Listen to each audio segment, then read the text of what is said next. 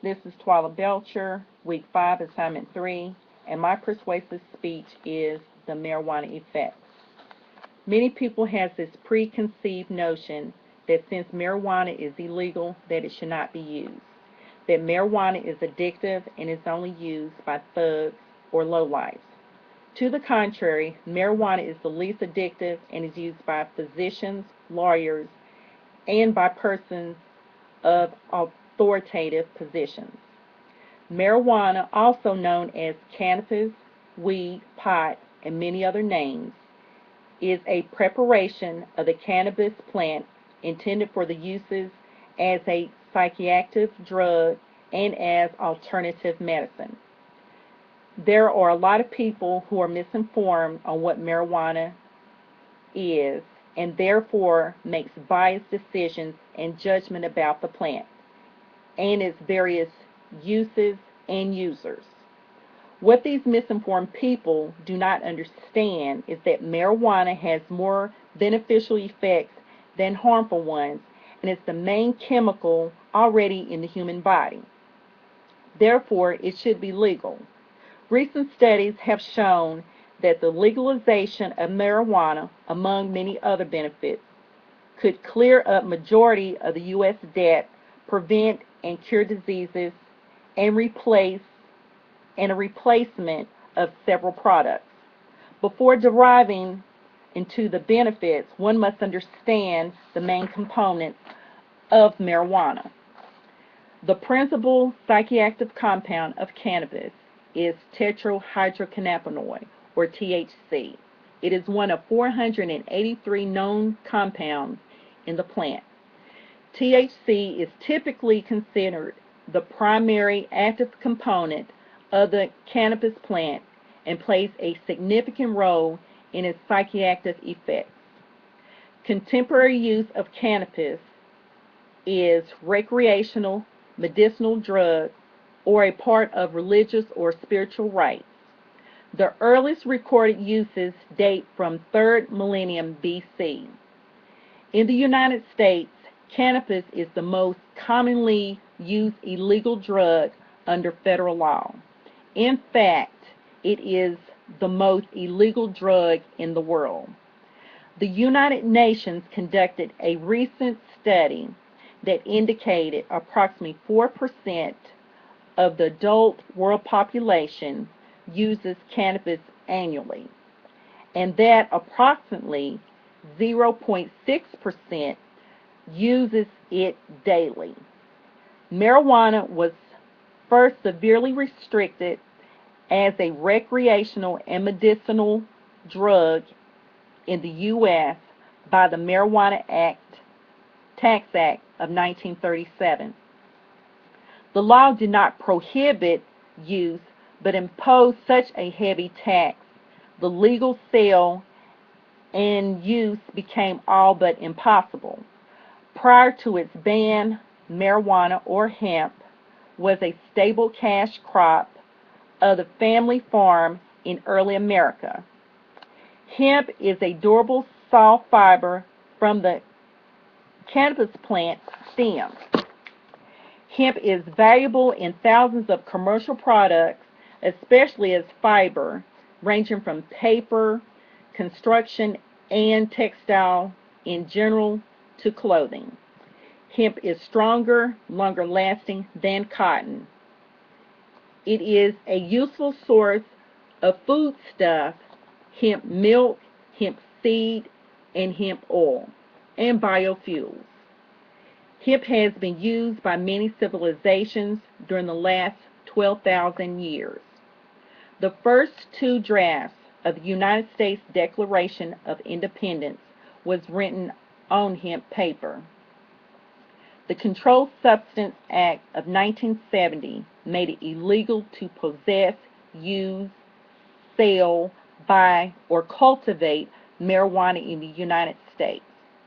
This law classifies marijuana as a Schedule I drug, meaning it has a higher potential of abuse and no acceptable medical use. To the contrary, Canada became the first country in the world to offer medical marijuana to pain-suffering patients. The question that imposes itself is, what does U.S. considers acceptable for medical use? Prescription pharmaceuticals that has been proven to be more addictive and harmful to the mind and body of a human being. Obviously, there is some underlying misunderstanding going on here, but to embark on that would trail too far into another topic. Current supporters of medical marijuana believe the drug has significant medical values for patients who suffer from AIDS, glaucoma, cancer, multiple sclerosis, epilepsy, and chronic pain. Several studies have been published to support and document this belief, as well as patient testimony. In 1996, with Proposition 215, California became the first U.S. state to legally allow medical marijuana for patients with a valid doctor's recommendation. While marijuana is still a controlled substance under the federal law, 14 states currently have compassionate use laws in place, which allows for regulated medical marijuana use. Throughout the Bush administration, DEA officials were still instructed to crack down on medical marijuana dispensaries as violators of federal law. However, under the Obama administration, Attorney General Eric Holder has asked agents to place investigations of medical marijuana use as one of his lowest priorities of the DEA. Jeffrey Miron, a noted Harvard economist who has modeled and written on economies of marijuana market, figures state and federal taxes on cannabis sales add up to $6.7 billion annually. He calculates the savings from not having to enforce state and federal marijuana laws in arrest, prosecution, and incarceration at $12.9 billion a year, excluding additional expenses such as the public health costs of marijuana or the cost of administrating the new law.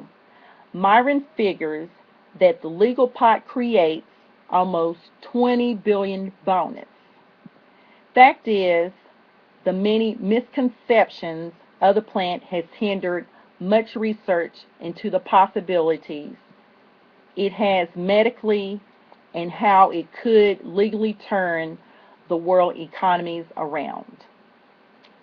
There has been many scientific studies of addictiveness of marijuana. One of the most noted is that of Dr. Jack E. Henningfield.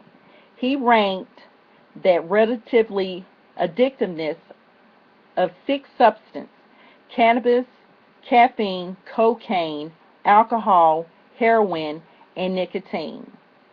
Cannabis is ranked least addictive, with caffeine second and nicotine the most addictive. So it tends to have a lower risk of dependence compared to both nicotine and alcohol. Cannabis withdrawal symptoms are typically mild and are never life-threatening. In conclusion, it is understood that a lot of people have been misguided and cling to many misconceptions that have been solidified by the media on the effects of marijuana and its legalization. One should clearly be able to see that their perception has been given to them to lack of facts.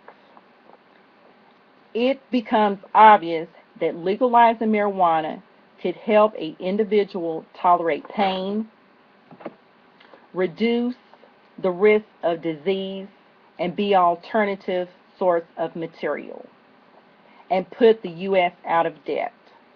Marijuana is not bad for an individual to use, as we can conclude that it is use beyond just of getting high. Thank you.